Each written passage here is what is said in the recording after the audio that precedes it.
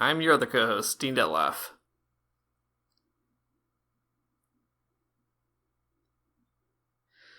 Yeah,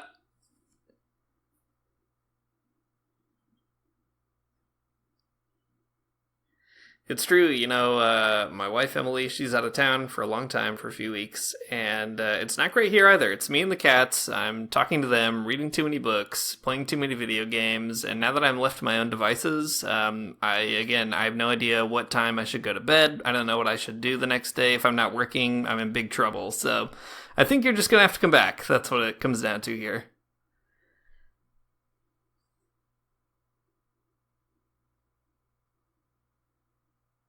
I do. I need some real discipline in here.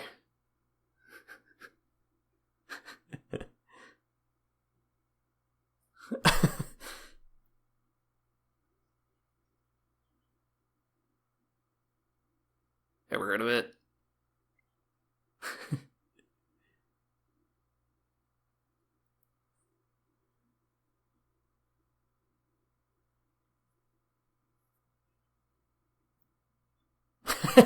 A dangerous first sentence to say.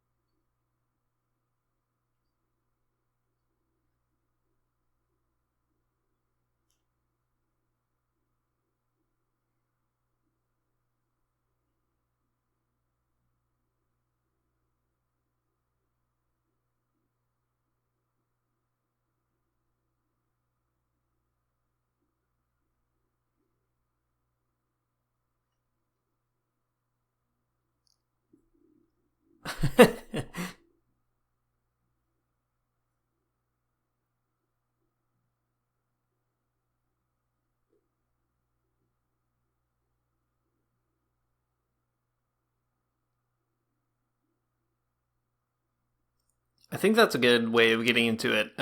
Powers and Principalities, there are some pretty significant theologians who've talked about it. William Stringfellow, he's the big one that I guess I think about the most in the US.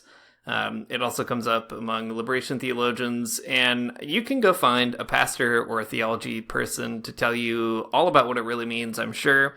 But I think that it's no accident that it's a really suggestive metaphor for talking about those structural sins or structural issues, or kind of like the spirit that drives us on, whether or not we really get it right. That kind of like capitalism is that way. It's something that we're stuck with. It sort of patterns the way that we think, and it takes a lot of work to undo it, or to recognize it, or to exercise it even from your life. So it's kind of a weird way into it, but I think you're right, Matt. The IMF, it is one of those big powers and principalities. It's not flesh and blood. It's a it's a prince of this world. It is a big demonic institution that's out there patterning the world against the kingdom of God, for sure.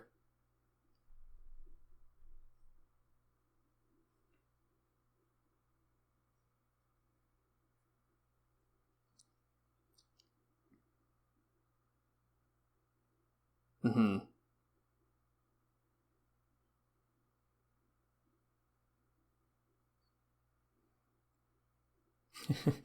Well, and they do actually, right? Like, they have rotating directors who come in from different countries. They have a cast of, I don't know, more or less substitutable elites that sort of run the show for a specific amount of terms, right? So, like, it's not actually that farcical. It's not like these are, Supreme Court justices who are like stuck with it forever.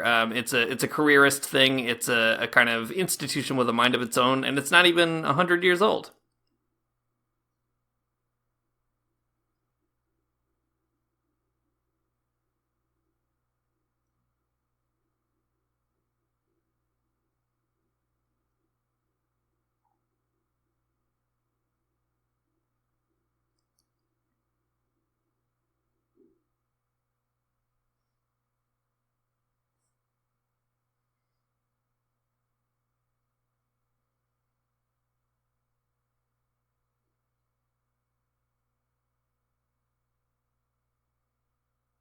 A great goal. I'd love to have stable global finances everywhere in the world.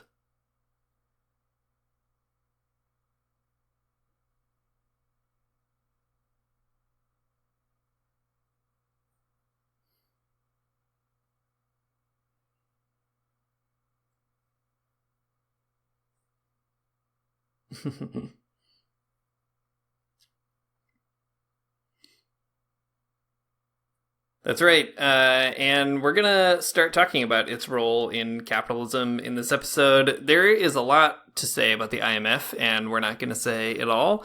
It's a really weird institution with a very strange history that is politically motivated and tied in large part to the interests of the United States especially, but also European colonial powers. I can't remember if it was on this podcast or on the Lock-In, but somewhere even recently we were talking about Africa and France, and Africa being tied to France in all these unique ways. Anyway, neither here nor there, but all that to say, we're going to maybe just talk in kind of broad strokes about the IMF today, how it operates, and we're going to be helped by a really neat dossier from the Tricontinental that you can find in the show notes. If you don't know, Tricontinental is really great. It's a coalition of scholars and researchers around the world. It comes out of this really interesting revolutionary history associated with the non-aligned movement based in Cuba. And it has more recently been kind of resurrected, and they put out tons of really good analysis and newsletters and lots of just great materials. So every once in a while, they put out these things called dossiers, and it's like a sustained treatment of a particular theme. In fact, they did a really good one on religious fundamentalism. Maybe we'll have to talk about that next week or some other time, but you should subscribe to them if you haven't. So anyway, we're going to talk a little bit about the IMF and its role in debt issues right now, and just maybe with this big giant asterisk up front that we're glossing over a bunch, and you can go read the great big long Wikipedia article about it if you want. Actually, if you're really interested, I think I've plugged this book before, or this guy before. There's a scholar named Eric Toussaint, and he co-wrote a book called Debt, the IMF, and the World Bank, 60 Questions, 60 Answers. It's published by the Monthly Review, so you know it's good. He's also written a bunch of other stuff. In fact, he has a book coming out, I think, in like a month or two from Haymarket that's just about debt, and that's it. He's like the debt guy, so lots of accessible resources kind of on the left that you can use to maybe fill in the gaps here.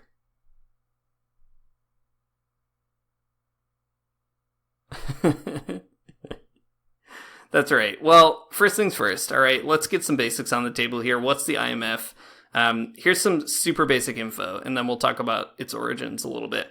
It was founded in 1944 along with the World Bank as part of what have become sort of the Bretton Woods institutions, the World Bank and the IMF. And they're called that because they sort of drew up this big plan in a place called Bretton Woods. Basically, each member country of the IMF and the World Bank don't necessarily have the same members, though they have mostly overlapping ones. Each member of the IMF appoints a governor to represent it at the IMF. It's kind of like the United Nations of banking in some ways, maybe. It's not exactly that, but kind of. It receives a big loan reserve from those member states. So, like, the World Bank basically gets all its money from the market, like any other big bank. What's unique about the IMF is, as a fund, it's like contributions made by all the member countries. And so from that fund, it gives loans with all kinds of conditions to people who ask for it. It's not like illegal to not be part of the IMF. It's a, supposedly voluntary member-based organization. And the sort of, the big liberal pitch is, if you're a country and you need a hand, you got a bad shake or whatever, you need money, you had a bad, commodity downturn or something this year, you could go to the IMF and say, look, I need this much money to stabilize my economy, and can you help me do that? They would give you this loan, and, you could sort of all walk away with a good balance sheet at the end of it.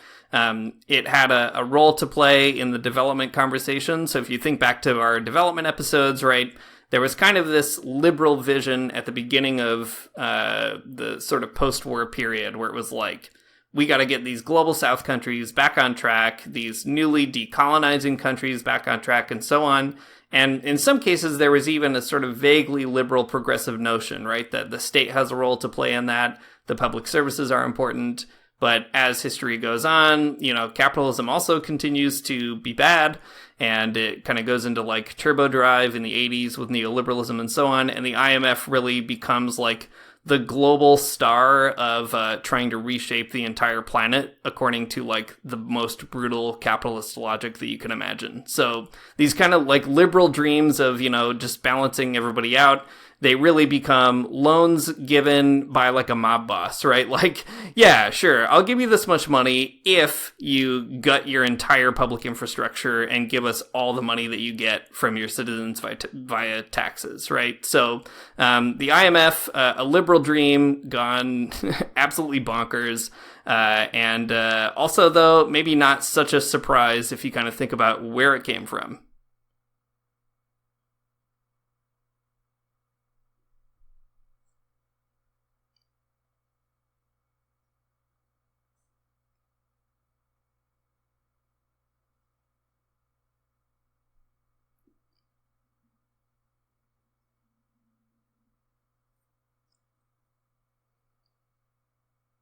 Right.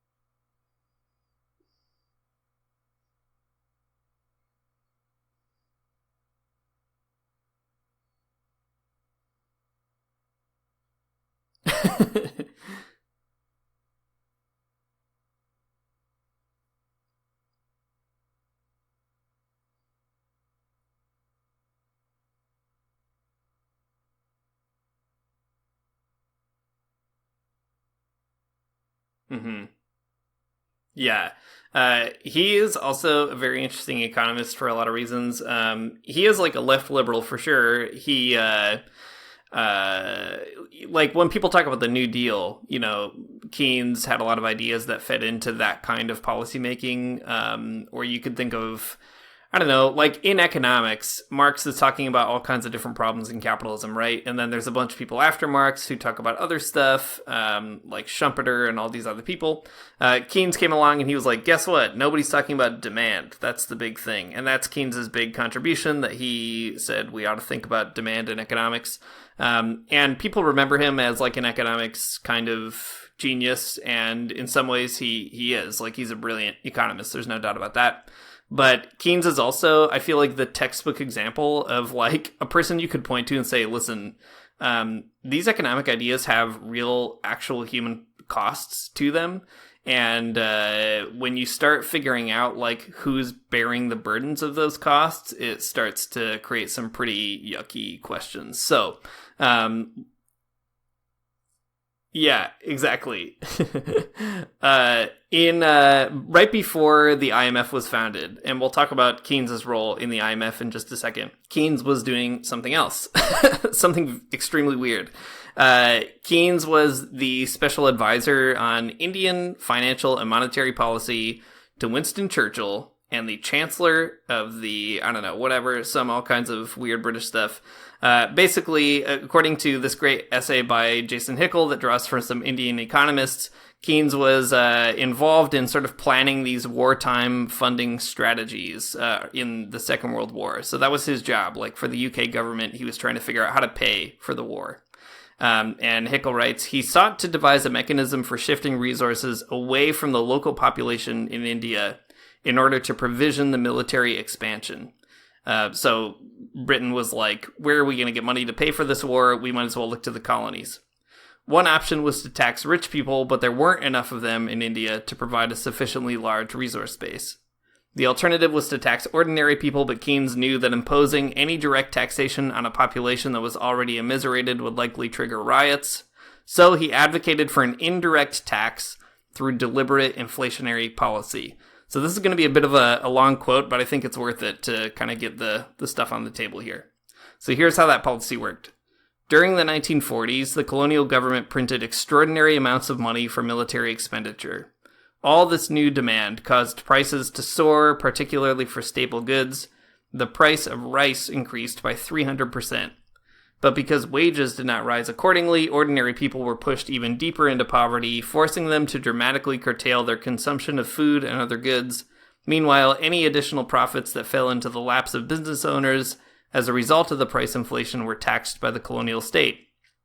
The austerity was imposed most harshly on the people of Bengal, who fell into extreme famine, while food supplies were appropriated and diverted for military use.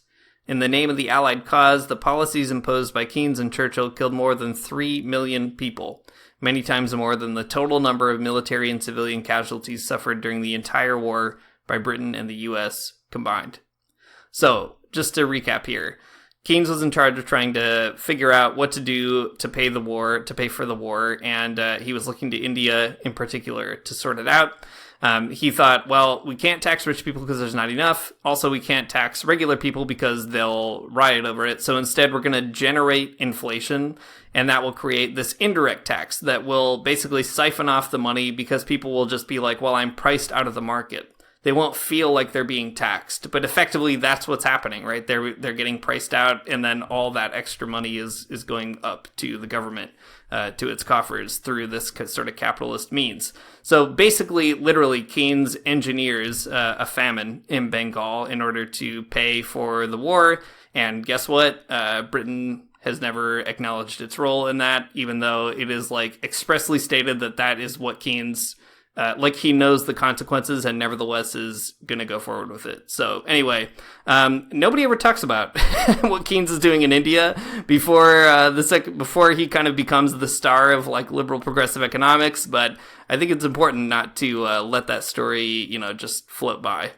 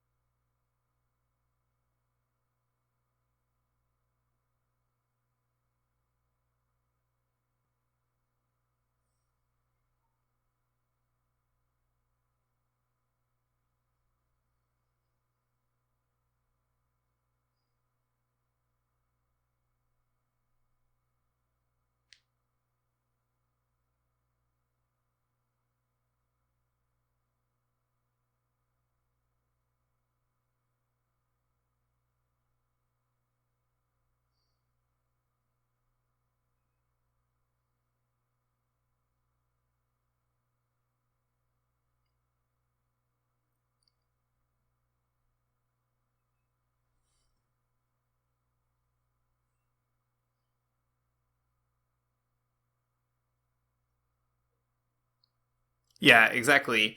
And I mean, that goes on to be the kind of approach to development and global politics in the 20th century that our favorite people, like liberation theologians and so on, will react against.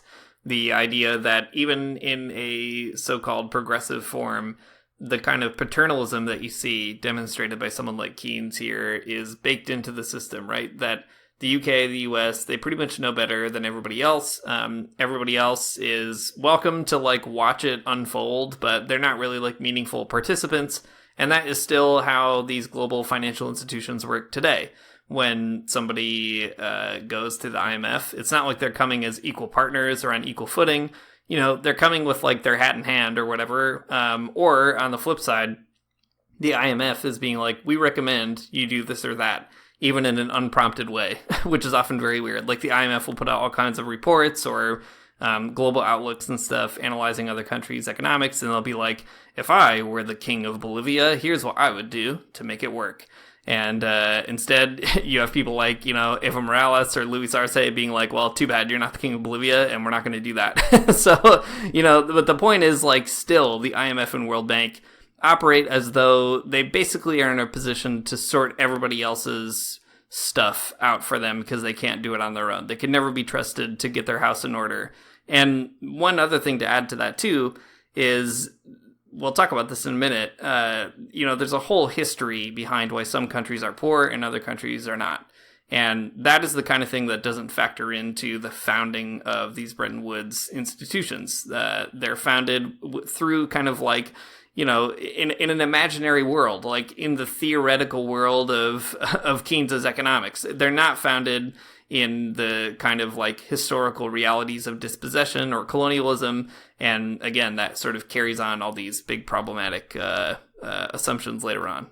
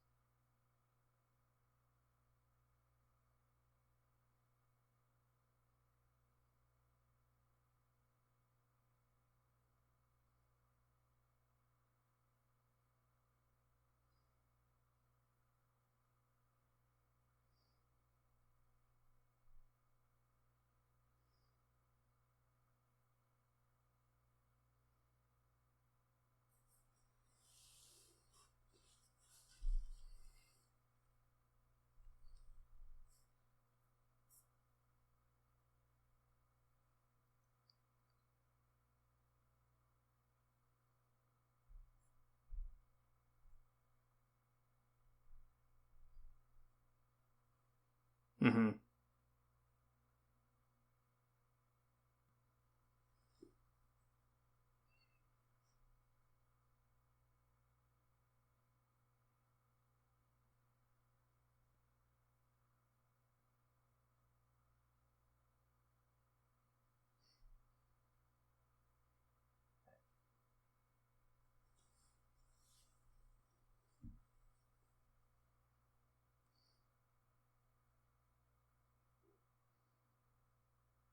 Mm-hmm.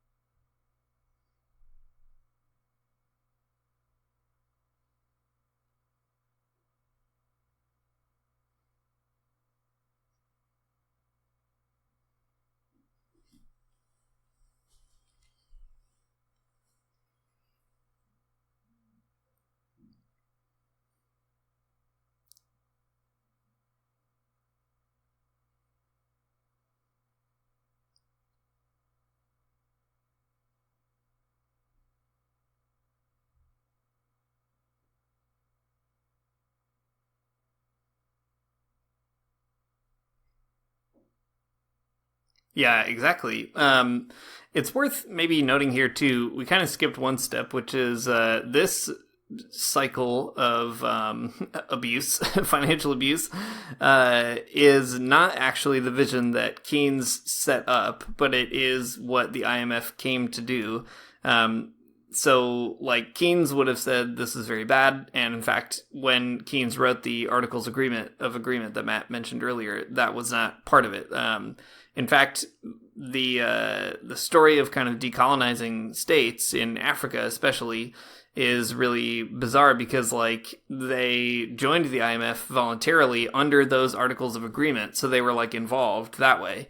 And, you know, Keynes, for all his faults, would still have recognized something like national sovereignty, and he was a welfare guy. Like, he would never have dreamed of being like, you should just privatize all your state stuff and then sort it out. Like, he would have said that is a recipe for disaster, and he would have been right. It was. This sort of part of the IMF really happened after a huge debt crisis in the early 80s, which is like very complicated and there's a lot to say about it. But basically, it's wild because all these countries had joined the IMF under certain pretenses, and then the IMF completely changed the rules. So the rules now were like, hey, if you want a loan from the IMF, you're going to have to get it like this, and you're going to have to do all this stuff with your economy, which is basically to liberalize it or privatize it. And it became kind of famous in the global south, especially, to basically make the IMF synonymous with, ruining your country. It's weird because in the global north, you probably never think about the IMF, right? Why would you ever think about it? But in the global south, average people know about it because it literally structures their lives, what services they can and can't have. And I think that is really important too. The IMF more recently has been trying to say that it's turned a corner or doesn't do this anymore. In fact, I think they even say it in this dossier, when Trump was president, 2015 or 16 it was, the IMF basically they were like, we're sorry for all the structural adjustment. We shouldn't have done it. They, over COVID, were trying to use a lot of progressive language as well around increasing special drawing rights and, giving people what they need. And they would use language about empowering vulnerable people in communities. But one thing this dossier points out that I think is really important is that so the IMF is founded with these particular ideas about development. They don't work. Then it goes on to get even worse. They're like, okay, we're going to restructure your whole economy to be more open to capital. That doesn't work. And now they're saying, okay, trust us. We're progressive again, we promise. We're not going to do the structural adjustment stuff. But in effect, this whole trap system is still in place. They're still making the same demands, but they do it through subtler language and rhetoric. And I think that is a really important piece. You might be, I don't know, listening to this episode and being like, this is a lot of technical economic stuff, or it's not interesting, or it's very dry, and I would feel the same way. It is dry and very boring to read about international banking. At least I find it very boring. But I think what's really helpful about getting a handle on it is you can kind of draw an analogy toward how liberals talk in the US or Canada, right? Justin Trudeau, he'll be nation-to-nation dialogue. I'm here for it. And then meanwhile, we'll be, prosecuting residential school survivors or something, or I don't know, not respecting land defenders, right? It's the liberal kind of strategy is to promise something progressive, but in fact, brutalize underneath. And the dossier is great because it's focused specifically on Africa and specifically on trying to sort of show that it's unique because when the African nations joined the IMF on one pretext, that changed. Now it's changing again, but you shouldn't trust it. They're coming for you. They're going to get you back in this trap.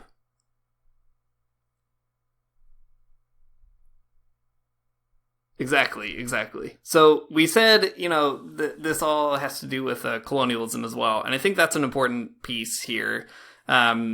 One cool thing that the dossier draws out because of its history in the Tricontinental is some global south responses to debt. They have some really good quotes from Thomas Sankara, in particular, a revolutionary in Africa, that I'll read in just a minute. But one thing that I think is really fascinating about the colonialism piece is the paternalism that you get, even in Keynes, is really that sort of denial of the realities of colonialism, right? That people in the global south, they have bad economies because they had bad governments. They have uneducated people in government. They don't know what they want. They elect bad leaders. That's the assumption that's being made, right? They can never be trusted to run their own finances because look, they're all poor. And that kind of paternalism ignores the fact that they're poor not because they are unintelligent or don't know what they want. They're poor because they have had literally hundreds of years of being a monoculture economy, on the threat of the sword or the gun from the colonial power. And that is going to make it pretty hard to to develop, right, on your own terms. So Sankara has a really cool way, I think, of showing how the debt problem continues that colonial relationship in a different form. So 2 quotes from Sankara. He says, debt's origins come from colonialism's origins. Those who lend us money are those who colonized us. Debt is neocolonialism, with the fiscal and monetary policies of many of the African states taken over by the technical assassins of the international financial institutions.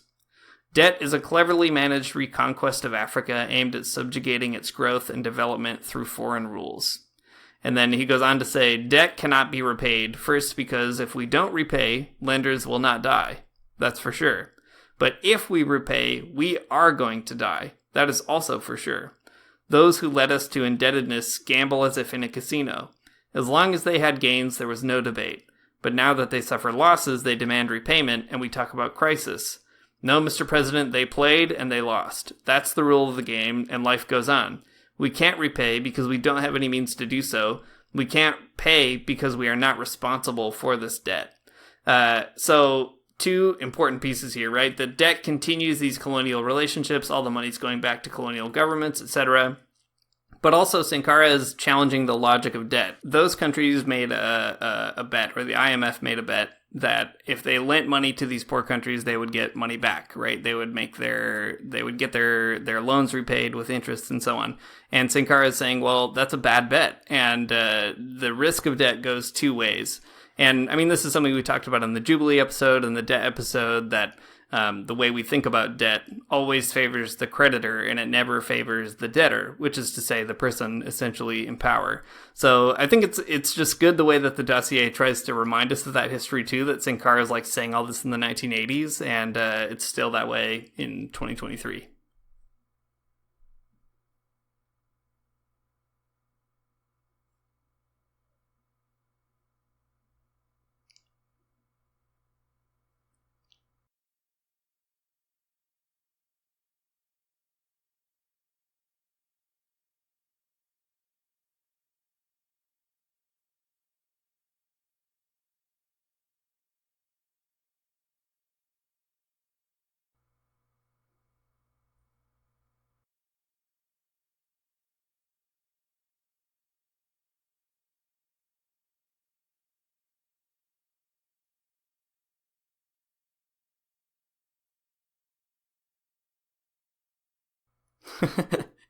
That's awesome.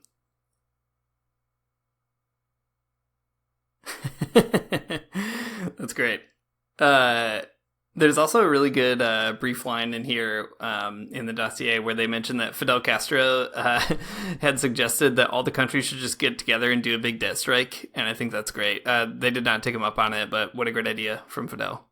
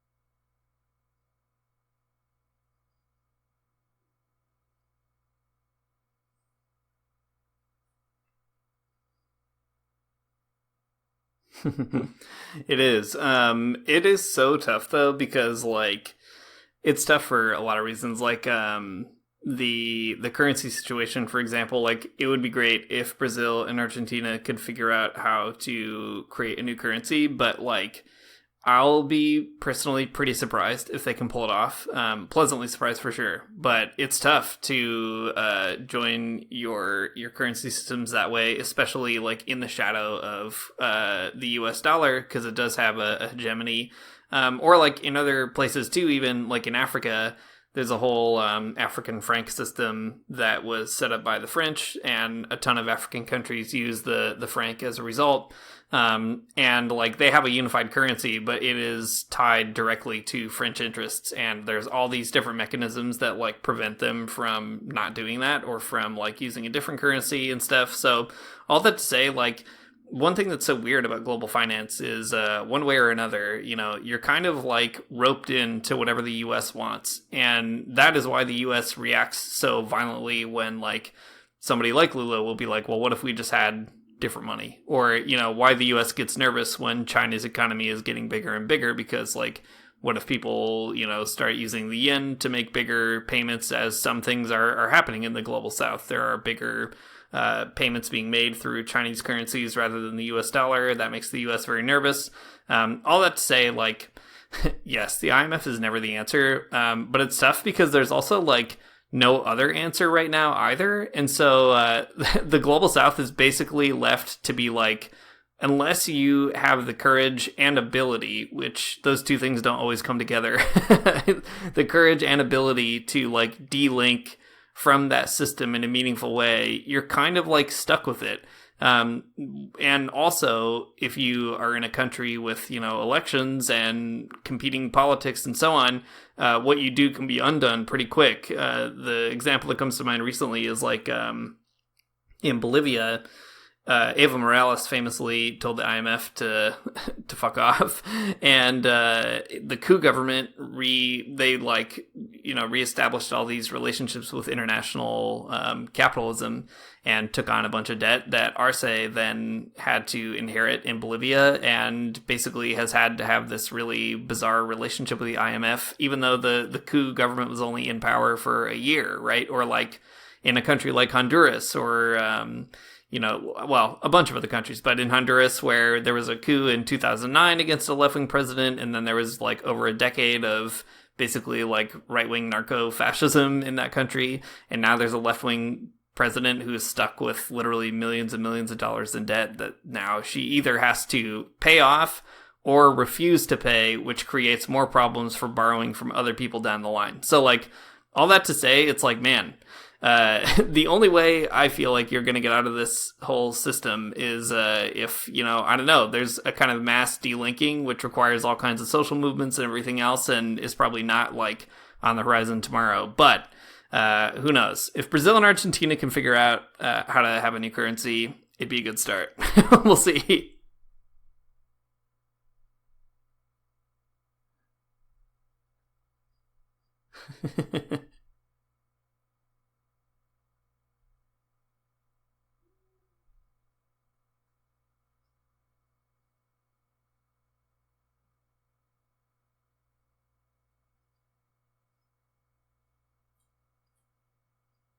Mhm.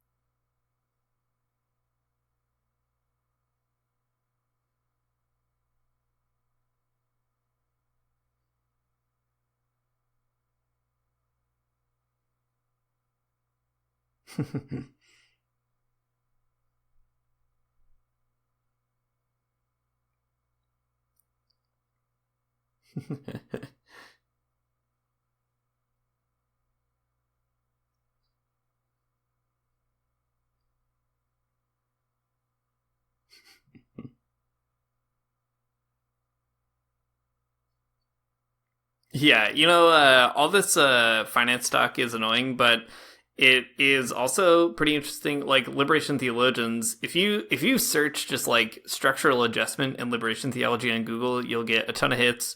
They were constantly talking about the IMF, especially the more economically minded ones like Franz Hinkle or Hugo Assmann or Pablo Richard or Fray Beto, like those guys who are interested in kind of the market itself. And then later on, too, like the kind of next generation, like Marcella Althus Reed was still talking about the IMF, like it's all over in that literature. But I feel like theologians today have kind of like given up trying to figure out what's going on in global finance in the global north, which I think is too bad. But it's important, right? Like, it's important because people on the left are still figuring it out. The Tricontinental has this whole dossier on Africa.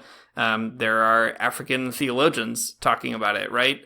Even the African Bishops' Conference in the Catholic Church, like, they put out statements about uncontrollable debt in Africa. Pope Francis is talking about it, right? Like, in the global south, it's still part of kind of Christian discourse, but the rest of us have to maybe like relearn how to talk about all that one way or another. As boring as it is to learn about all this finance stuff.